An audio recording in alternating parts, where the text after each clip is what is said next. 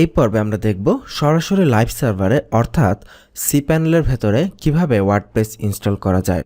cPanel-এ আমরা কয়েকটি উপায়ে ওয়ার্ডপ্রেস ইনস্টল করতে পারি। যেমন আমরা অটোমেটিক সরাসরি অ্যাপের সাহায্যে ওয়ার্ডপ্রেস ইনস্টল করতে পারি, আবার চাইলে ম্যানুয়ালিও ওয়ার্ডপ্রেস ইনস্টল করা যায়। তো প্রথমে আমরা দেখি যে কিভাবে অটোমেটিক ওয়ার্ডপ্রেস ইনস্টল করা যায়।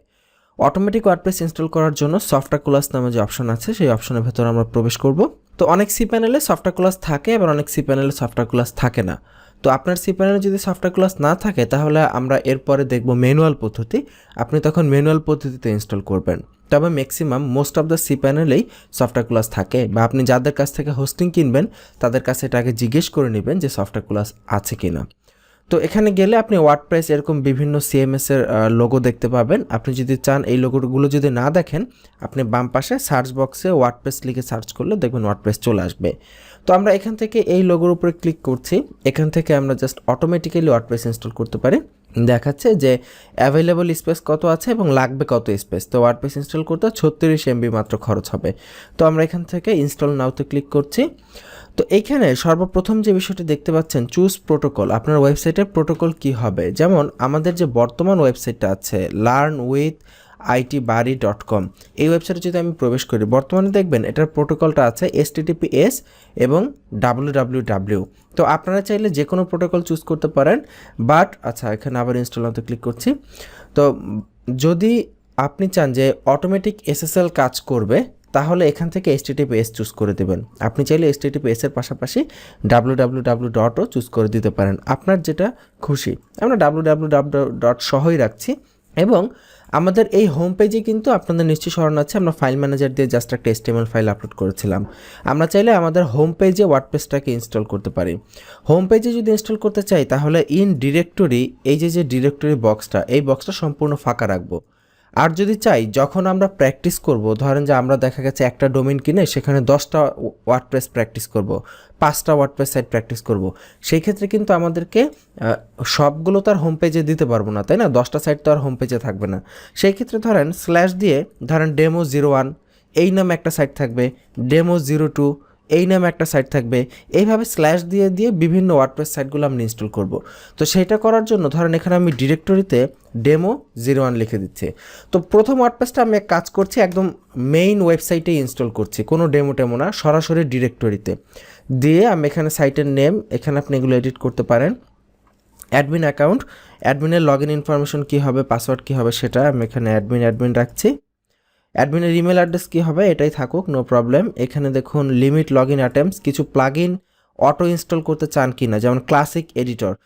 এই প্লাগইনের ব্যবহারটা আমরা এখনও দেখি নাই, আর এটা আমরা হয়তো এই cPanel কোর্সের শেষের দিকে হয়তো দেখব। ওয়ার্ডপ্রেসের বেসিক পর্বে কিছু জিনিস মিসিং ছিল, সেটা হচ্ছে ক্লাসিক এডিটর কীভাবে ইউজ করতে হয়, এগুলো আমরা পরবর্তীতে দেখব। এরপর আছে লিমিট লগ ইন অ্যাটেম্পটস, যে লগ ইন অ্যাটেম্পটস বারবার ভুল পাসওয়ার্ড দিলে অটোমেটিক লগ ইন ক্যান্সেল হয়ে যাবে, লিমিট হয়ে যাবে। তো সেই বিষয়টা এখানে এগুলো টিক চিহ্ন দিলে অটোমেটিক এই ওয়ার্ডপ্রেসের প্লাগইনগুলো এর সাথে ইনস্টল হয়ে যাবে। তো এখানে দেখুন অ্যাডভান্স অপশন, এই অ্যাডভান্স অপশন থেকে আমরা কন্ট্রোল করতে পারি আমাদের যে ডাটাবেস। আপনার নিশ্চয়ই মনে আছে আমরা লোকাল হোস্টে দেখেছি ডাটাবেস তৈরি করতে হয়। তো এই ক্ষেত্রে যখন আমরা এই সফটওয়্যার ক্লাস দিয়ে ওয়ার্ডপ্রেস ইনস্টল করব, অটোমেটিক ডাটাবেস ক্রিয়েট হয়ে যাবে। তো অটো যে ডাটাবেস ক্রিয়েট হবে সেই ডাটাবেসের নামটা আমরা এখান থেকে এডিট করে দিতে পারি। ঠিক একইভাবে টেবিল প্রেফিক্স এডিট করে দেওয়া যায়। এরপরে অটো আপগ্রেড অপশন অ্যাভেলেবল রাখতে চাই কিনা, ব্যাকআপ লোকেশন, এগুলো আর কিছু দিচ্ছি না। এবং এখানে দেখুন ইমেল দেওয়ার অপশন আছে, ইনস্টলেশন ডিটেলস, আপনার ওয়ার্ডপ্রেসের আইডি পাসওয়ার্ডটা আপনার ইমেইলে চলে যাবে, এখানে যে ইমেল অ্যাড্রেস দিবেন। ওকে দিয়ে আমরা ইনস্টলে ক্লিক করছি। পাসওয়ার্ড তো এখানে আমরা যে পাসওয়ার্ড দিচ্ছি এটা হবে না, আরেকটু শক্তিশালী পাসওয়ার্ড দিতে হবে। তো আমি অ্যাডমিন 1234 দিলাম, দিয়ে ইনস্টলে ক্লিক করছি। তো এটা হচ্ছে সফটওয়্যারের সাহায্যে অটো ইনস্টল হয়ে যাবে ওয়ার্ডপ্রেস। এটা কোনো ব্যাপারই না, একদম অটোমেটিক ইনস্টল করে নিতে পারেন। তবে অটো ইনস্টলের সময় অনেক সময় দেখবেন অনেক cPanel ওয়ার্ডপ্রেসের সর্বশেষ ভার্সন দিচ্ছে, আবার অনেক cPanel সামান্য একটু ওল্ড ভার্সন দিচ্ছে। যেমন আমরা দেখেছি না ওয়ার্ডপ্রেস 5.1 চলতেছে বর্তমানে, কিন্তু এটার ভার্সন দেখেন 5.0.2। সো দ্যাট ডাজন্ট ম্যাটার, এটা আসলে খুব একটা ইফেক্ট না, কারণ অলমোস্ট আপডেটের কাছাকাছি ভার্সনই থাকবে। তো দেখুন ওয়ার্ডপ্রেস ইনস্টল হয়ে গেছে, কোনো ডাটাবেস তৈরির ঝামেলা নাই, কোনো ঝামেলা নেই, সরাসরি ওয়ার্ডপ্রেস ইনস্টল হয়ে গেছে। এবার আমরা আমাদের হোম পেজটা রিফ্রেশ করে দেখি হোম পেজটা কেমন দেখায়।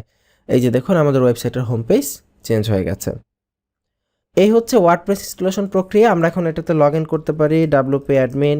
আচ্ছা, আপনাদের মনে এখন অনেকের মনে প্রশ্ন আসতেছে, আমাদের তো হোম পেজে একটা index.html ফাইল আমরা ক্রিয়েট করেছিলাম জাস্ট ডেমো দেখানোর জন্য ফাইল ম্যানেজারের ভেতরে, সেই ফাইলটা কোথায় গেল? তো সেই ফাইলটা আপনি পাবলিক HTML ভেতরে গেলে এখানে দেখবেন ওই যে index.html আগে যে ফাইলটা আমরা ক্রিয়েট করেছিলাম, নিশ্চয়ই আপনার স্মরণ আছে, সেই ফাইলের শেষে ওরা একটা আন্ডারস্কোর দিয়ে দিয়েছে যাতে করে ওটা কাজ না করে, বাট ফাইলটা যেন ডিলিটও না হয়। তো ওইটা তো আমাদের প্রয়োজন নেই, ডিলিট করে দিচ্ছি। তো মনে রাখবেন ওইটা কিন্তু ওয়ার্ডপ্রেসের কোনো ফাইল ছিল না, ওইটা কিন্তু আমরা ক্রিয়েট করেছিলাম দেখানোর জন্য। তো ঠিক একইভাবে আমরা এখানে ড্যাশবোর্ডে চলে এসেছি, অ্যাডমিন 1 2 3 4। ওকে, আমরা লগ ইন করে আমরা ওয়ার্ডপ্রেসের ড্যাশবোর্ডে চলে আসতে পারি। তো এখান থেকে আপনি আপনার এখন ওয়ার্ডপ্রেসকে কন্ট্রোল করতে পারেন, আপডেট করে নিতে পারেন, এইভাবে আপনি ওয়ার্ডপ্রেস ইউজ করতে পারেন। তো এই ছিল এই পর্ব। আমরা দেখলাম যে সরাসরি লাইভ সার্ভারে আমরা কিভাবে ওয়ার্ডপ্রেস ইনস্টল করে ফেলতে পারি। তো আগামী পর্বে আমন্ত্রণ জানাচ্ছি, ভালো থাকবেন, আল্লাহ হাফিজ।